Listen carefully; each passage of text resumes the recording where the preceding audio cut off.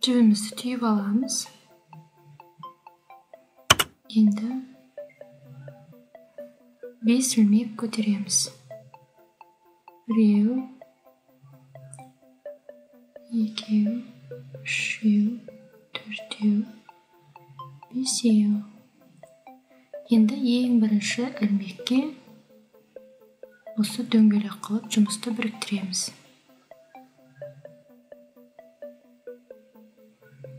Жібімізді біреуінен өткіздік, екінші ілмектен де өткіздік. Енді 3 ілмек көтереміз. 1, 2, 3. Орам. Енді осы жердегі, мына жердегі артық жіпті арасына салып отырып, бірге айландырып тоқитын боламыз. Ортасынан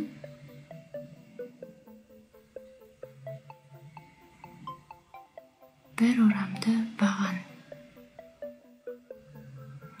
Орам мен баған 2 ілмек. Қайтадан орам.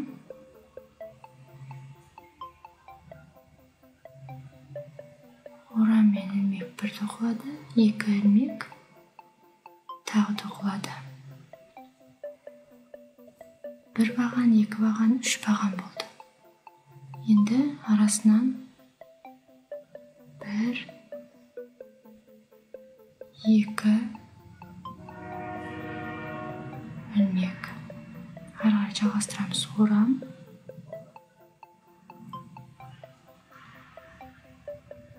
Ілмек пен орам бір тоқылады. Соңындағы 2 ілмек тағы тоқылады. Екінші бір орамды баған тоқимыз.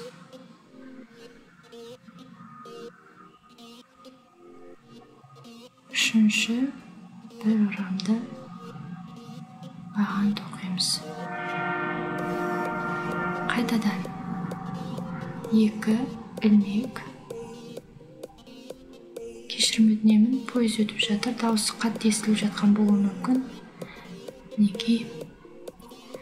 Орам.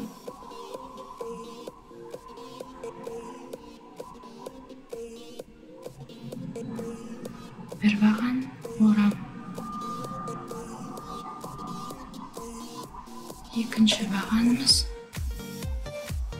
Соңғы үшінші бағанымыз. Мінекей тоқылды. Тағы да 2 ілмек көтереміз. 1, 2, 3. Енді төртінші бізге қажетті 3 бағанды тоқып аламыз осы жерге. Бір орамды бағандар мінекей. 1.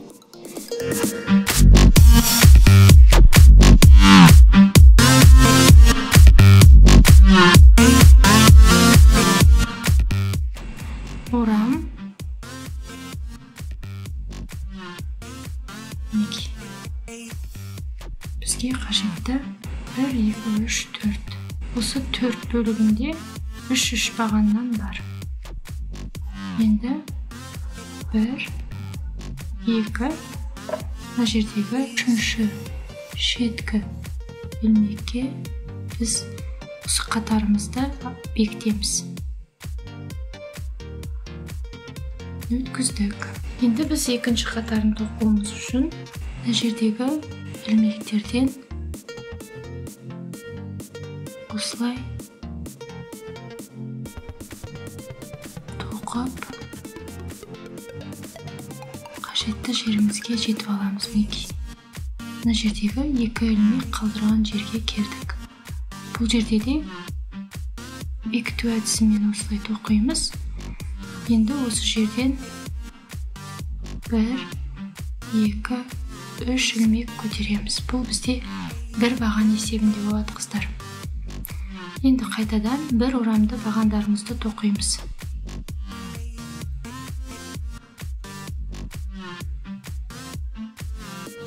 Біреу екеу болды. Енді үшіншісін тоқимыз. Бір орамды баған. 2-3 баған болды. Енді осы жерден 2 ілмек тоқимыз. Қайтадан осы жерден бір орамды 3 баған тоқимыз. Біреу,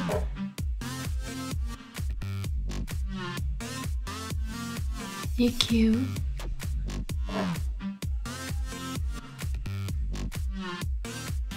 үшеу, бір ілмек.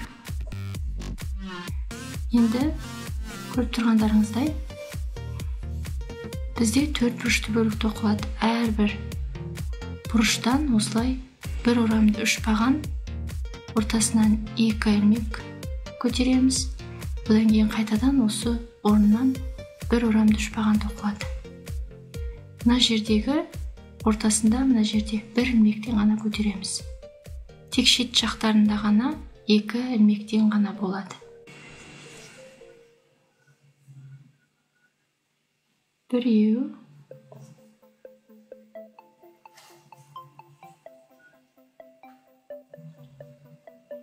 екеу, үшеу, бір, 2 ілмек. Қайтадан осы бір орыннан бір орамды 3 баған тоқимыз. Біреу,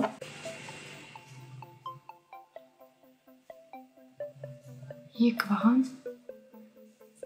үшінші бір орамды бағанымыз тоқылды. Келесі бір ілмек.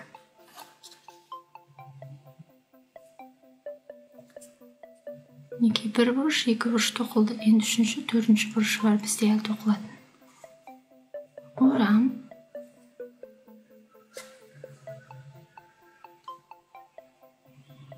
Бір баған. Орам. Екінші баған. Орам. Үшінші баған тоқылды. Тағы да 1-2 ілмек. Орам. Қайтадан осы орыннан бір баған, екінші баған, үшінші бір орамды баған. Үшінші бұрышымызда мінекей дайын болды. Бір ілмек. Енді соңғы 4-ші бұрышымызды тоқимыз. Бірінші баған,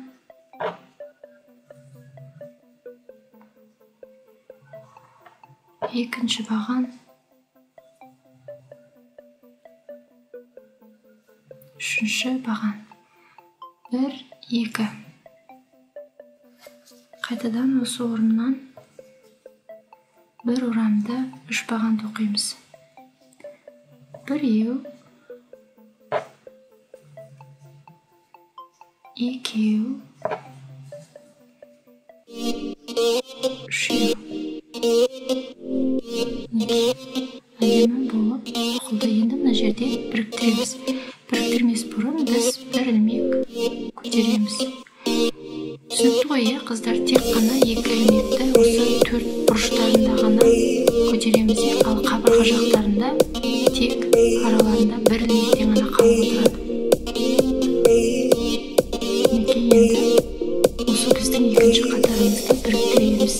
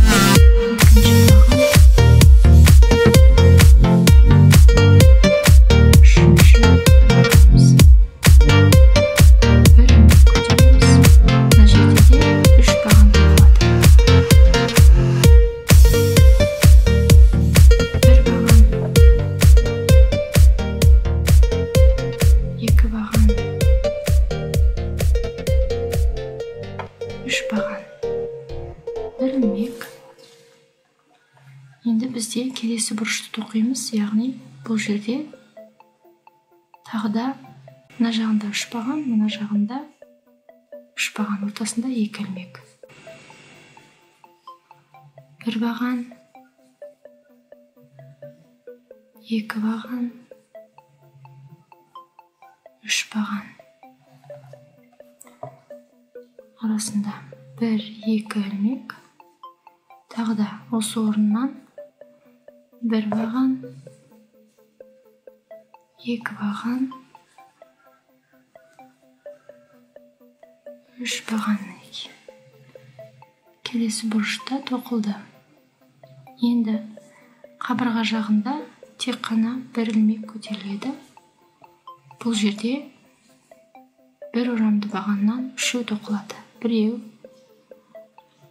2, 3 мінекей тоқылды. Тағы да 1 ілмек. Енді келесі бұрышымызды тоқимыз. 1 баған, 2 баған, 3 баған. Арасында 2 ілмек. Қалған 3 бағанымыз тағы да осы орыннан тоқылады. 1, 2, 3. 1 ілмек. Енді бұл жақ қабырға болғандықтан тағы да 3 баған тоқылады. Мінекей тоқылды. Әдемі 4 бұрышымыздың 3 қатарын тоқып тастадық. Мінекей бірден 1 қатар, 2 қатар, 3 қатар, 3-ші қатарын мінекей аяқтадық. Енді бекітеміз. Алдыңғы қатарлардағы әдіс сияқты мінекей көтеріп алған 3 ілмегіміз мына жерде. Соның 3-шісіне осылай бір жақ қабырғасынан төбемізді тартып өткізіп, келесі бізіміздегі ілмектен де өткіземіз. Біріктіру әдісі бұл. Енді шетіндегі біз тағы да бұрышынан бастап тоқып отырамыз, қыздар. Сондықтан осы жердегі 3 бағанның шетіндегі өрім сияқты ілмектерден біз осы бұрышына қарай өтіп, қатарды бастауға жетіп аламыз. Мінекей шетіндегі өрім сияқты жібімізді өткіземіз. Келесі ілмектен де өткіземіз. Келесі өрім сияқты ілмектен жіп өткіземіз. Ілмегімізден өткіземіз. Мінекей өткіземіз. Осылай біріктірдік. Мінекей қатар, төртінші қатарымызды тоқып бастайтын жерге келдік. Қайтадан 3 ілмек көтереміз. Осылай қыздар мінекей жалғаса береді. Айланып, көлемі үлкейе береді. Қанша қатар тоқығыңыз келеді, сонша қатарды осылай айландырып тоқи бересіз. Маған қажетті қатар саны 6 қатар. Мінекей 3-ін тоқыдым, енді 3 қатар тоқитын боламын. Жалпы тоқылу барысы осылай. Бұндай төртбұрышты бөліктің. Енді бір қатарын көрсетіп жіберейін, қыздар, сіздерге. Одан кейін барлығы түсінікті болады деп ойлаймын. Өз еріктеріңізбен де тоқи аласыздар одан кейін. Мінекей 2 баған, 1 орамды. 3-ші бағанымыз бұрыш болғандықтан бұл жерде 2 ілмек көтеріледі. Қайтадан осы орыннан 1 орамды 3 баған тоқылады. 1 баған, 2 баған, 3-ші бағанымыз. Енді мінекей қабырға жағында бұрышына дейін араларында тек 1 ілмектен болады дедім. 1 ілмек көтеріледі. Бұл орында бізде 1 орамды 3 баған ғана тоқылады.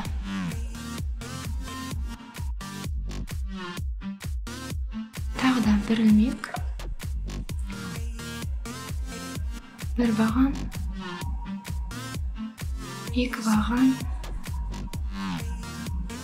3-ші баған. Тағыда 1 ілмек. Мінекей қыздар, бұрышына жеттік, бұрышын тоқимыз. 1 баған, 2 баған, 3-ші баған. Ортасында 2 ілмек, өйткені ол бұрыш. Қайтадан осы орыннан 3 1 орамды баған тоқылады. 3-ші баған мінекей.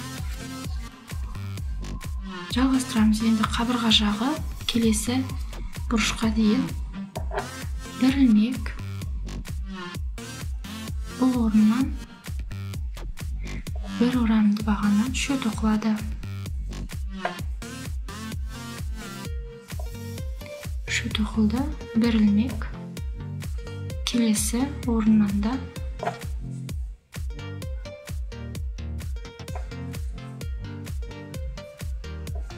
3 баған тоқылды. 1 орамды. 1 ілмек көтеріледі. Келесі бұрышын тоқуға жеттік. 1 орам, 1-ші баған, 2-ші баған, 3-ші баған. 1 2 ілмек. Қайтадан осы орыннан 1 баған, 2 баған, 3 баған. Енді 1 ілмек. Бұл орыннан бізде 1 орамды 3 баған тоқылады. Мінекей 3-ші баған.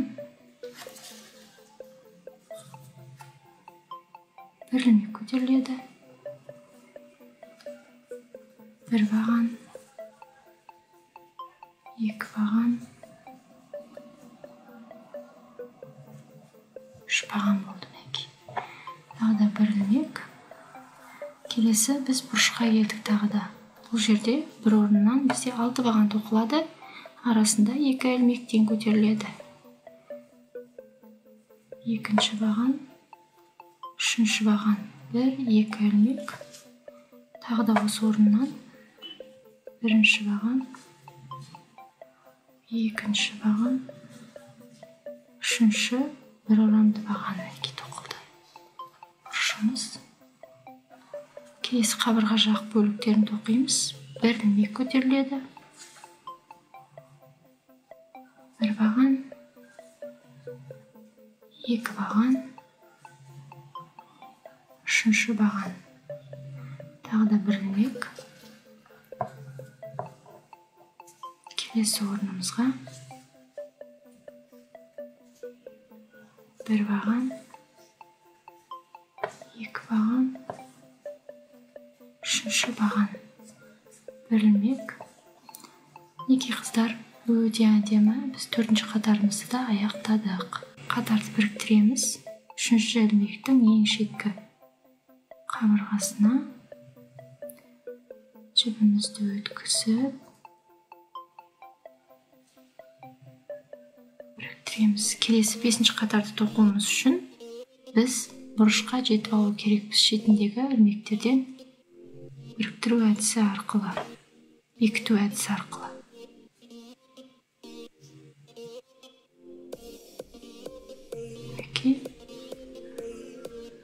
Енді 3 ілмек көтереміз. 1, 2, 3. Мінекей қыздар, осылай өте әдемі болып бізде төртбұрышты бөлігіміз тоқылды. Енді 5-6 қатарды тоқимын. Маған қажетті қатар саны жеткілікті. Сіз кез келген бұйымдарды осылай көлемін үлкейтіп жалғастырып тоқи берсеңіз де болады.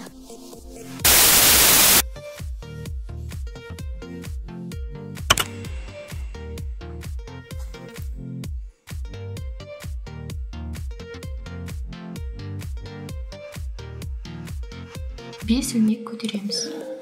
1, 2, 3, 4, 5.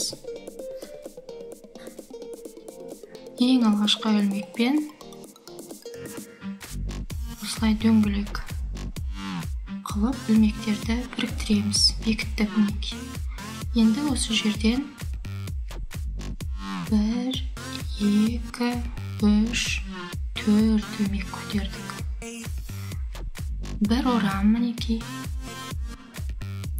Енді мына жердегі дөңгелегімізге артық жіпті бірге ортасына қалдырып отырып баған тоқимыз.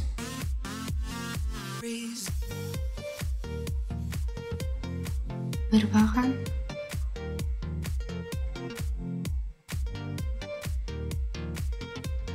екі баған,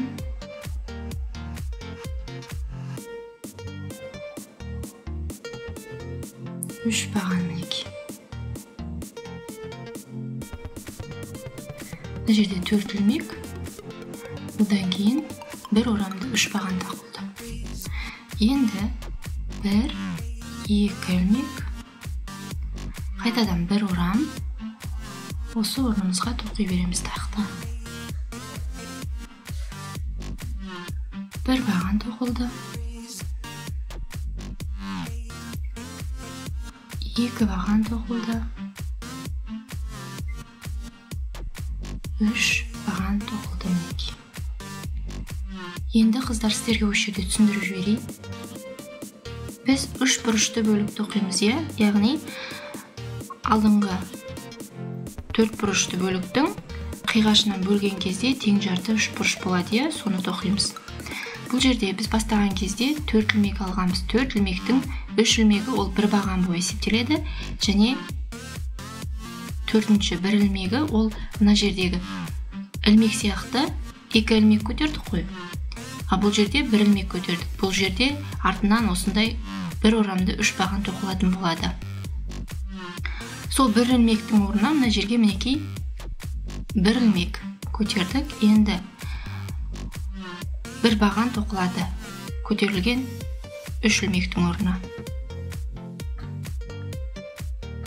Мінекей қыздар, бізде кішкентай 3 бұрышты бөлік шықты. Енді осыған сүйене отырып тоқимыз. Қайтадан 1, 2, 3, 4 ілмек. Жұмысымызды бұрамыз. Мінекей мына жердегі бір ілмек қалдырылған орынға бір орамды 3 баған тоқимыз. Бір баған, 2 баған,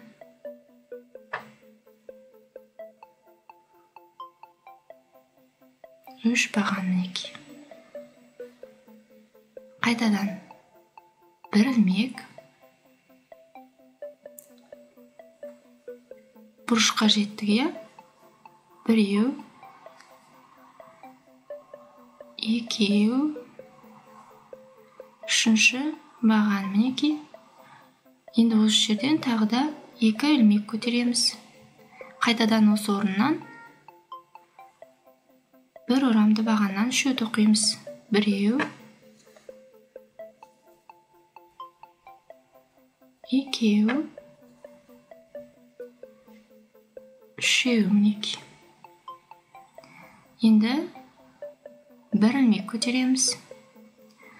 Енді қыздар мына жерде айтқанымдай, міне 4-ші ілмекке осы жерден біз бір орамды бағаннан 3-ін тоқимыз. Біреу, екеу, үшеу. Енді ары қарай бір ілмек, осы орыннан тағы да жеке бір ілмек тоқимыз мінекей.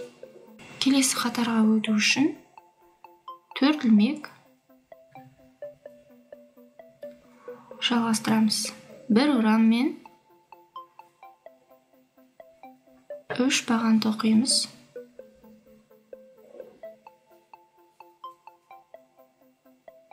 Мінекей 3 баған тоқылды. Бір ілмек көтереміз. Келесі орнымыздан да бір орамды 3 баған тоқылады.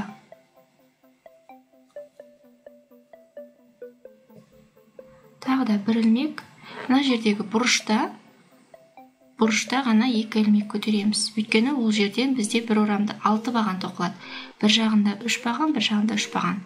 Бір орыннан 6 баған тоқылатын болғандықтан бұл жерде 2 ілмек көтеріледі. Ал қалған қабырға жақтарында тек қана бір ілмектен араларында. Бұрышымызға жеттік. Бір баған, 2 баған, үшінші баған. Арасында 1-2 ілмек. Қайтадан осы жерден тағы да 3 баған тоқылады.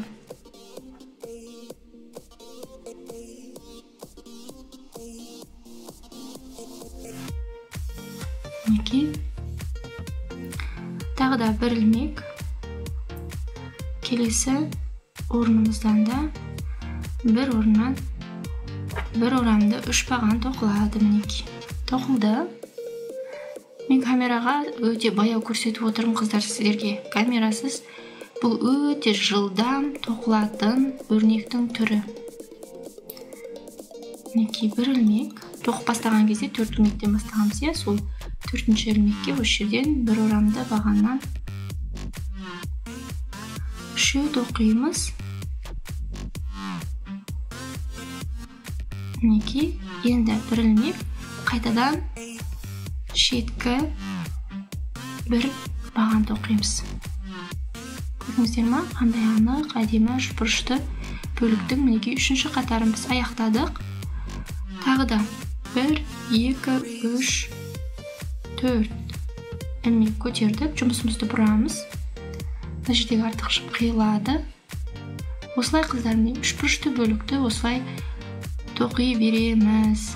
Маған тағы да айтқанымдай 1, 2, 3 қатар тоқылды. Мен 6 қатар қажет менің тоқуыма. Ал сізге қанша қатар қажет, солай тура осы мен көрсеткен әдіс бойынша жалғастырып, қалаған қатарыңызды тоқисыз осылай. Жалғастырамыз. 4-ші қатарын көрсетейін. Одан ары қарай барлығы өзі түсінікті қайталана береді әрбір қатар. Мінекей, бастапқы бір ілмекке біз бір орамды 3 баған тоқып шығамыз. Тоқылды. Бір ілмек.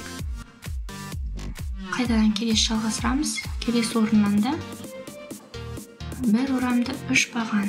2, 3 баған.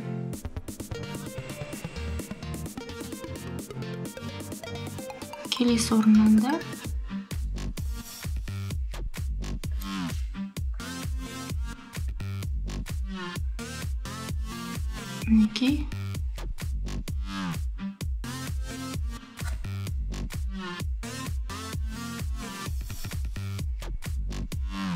Келесі орыннан да бір орамды үш баған тоқылады.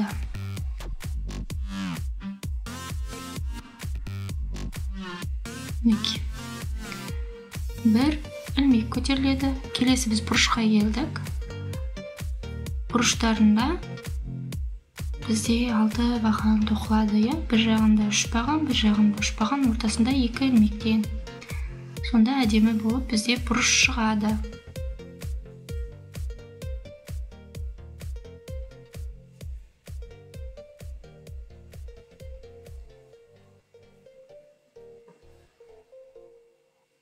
Бұрыш тоқып болдық.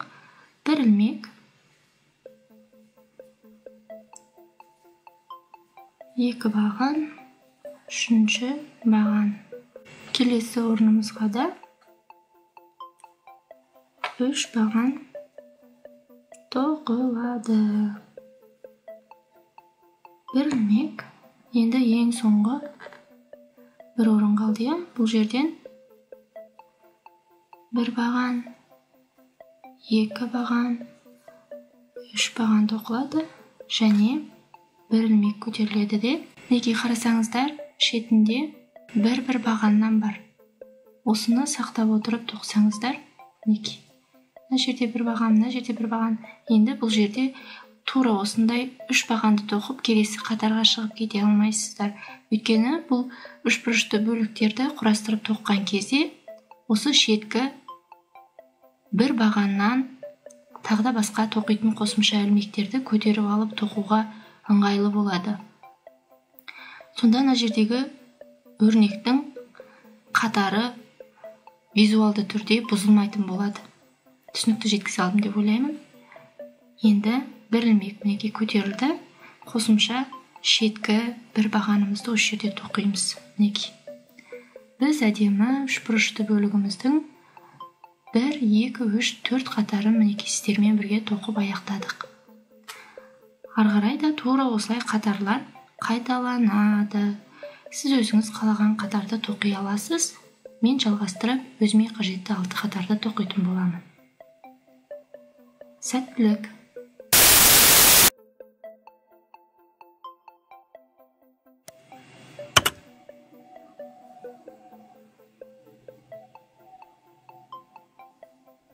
Бес ілмек көтереміз. 1, 2, 3, 4, 5. Ең алғашқы ілмекпен бекітеміз осылай ілмектерді дөңгелетіп. 1, 2, 3, 4 ілмек көтереміз. Орам.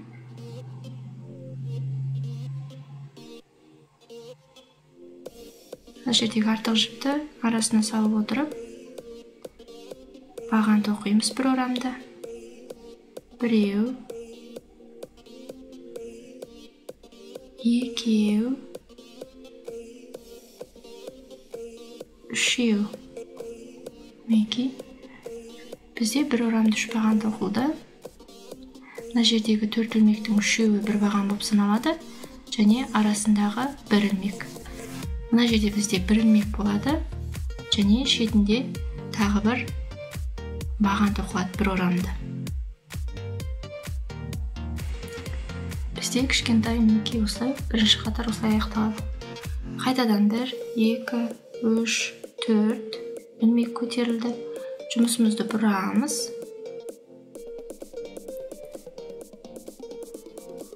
Осы орыннан 1 орамды 3 баған тоқимыз.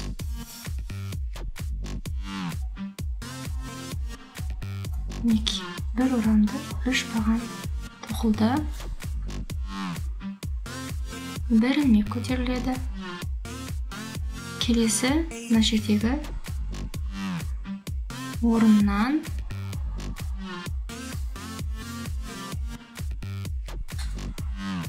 1 орамды 3 баған тоқылады. 1 баған,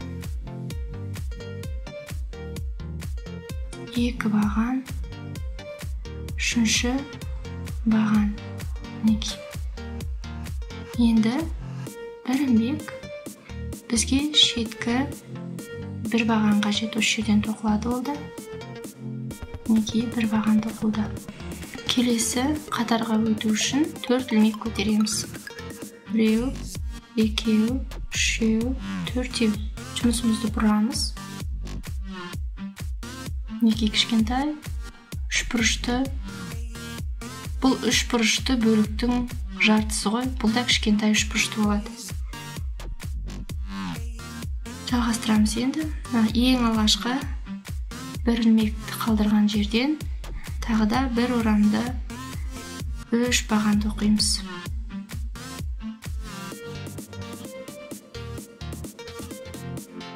Мінекей 3 баған тоқылды. Бір ілмек, бір баған, келесі орыннан 2 баған, мінекей 3-ші бағанымыз. Бір ілмек, келесі, мінекей ең шеткі бастап тоққан кезде 4 ілмек көтерген болатынбыз. Осы жерден де 3 баған тоқимыз бір орамды. Орам, 3-ші баған тоқылды. Енді бізге шетіндегі бір баған тоқылады. Оны тоқымас бұрын бір ілмек көтереміз. Орам, осы орыннан мінекей бір баған тоқылады. Шетінде үнемі бір бағаннан тоқылу керек қыздар. Осыны қадағалаңыздар. Келесі қатарға өту үшін тағы да 4 ілмек көтереміз. Жұмысымызды бұрамыз. 3 бұрыш шығып келе жатыр мінекей. Бір қатар, 2 қатар, 3 қатар тоқылды. 4-ші қатарын көрсетейін. Мінекей. Осы орыннан бір орамды 3 баған тоқылады тағы да. Бір ілмек, келесі орнымыздан да бір орамды 3 баған тоқылады. Бір ілмек тағы да көтеріледі мінекей. Бір орам, келесі орынға да осылай тоқып шығамыз бір орамды бағанда. Келесі мінекей 4 ілмек көтерген жерімізден де бір баған, 2 баған, 3-ші бір орамды баған тоқылады. Енді ұмытпаймыз, осы жерде мінекей шеткі бізге бір баған керек. Ол үшін бір ілмек көтереміз. Орам, осы орыннан мінекей бір баған тоқылды қыздар. Көрдіңіздер ма? Сонда жалпы тоқылу әдісі сіздерге түсінікті деп ойлаймын. Мінекей бір қатар тоқылды, 2 қатар, 3 қатар, 4 қатар тоқылды. Маған бұл кішкентай үшбұрышты бөліктен де 6 қатар тоқылу керек. Енді 2 қатар тоқимын. Сонымен маған жеткілікті болады. Сіздерге түсінікті жеткізіп көрсеттім деп ойлаймын. Сіздер қалаған қатарларыңызды осылай тоқи аласыздар.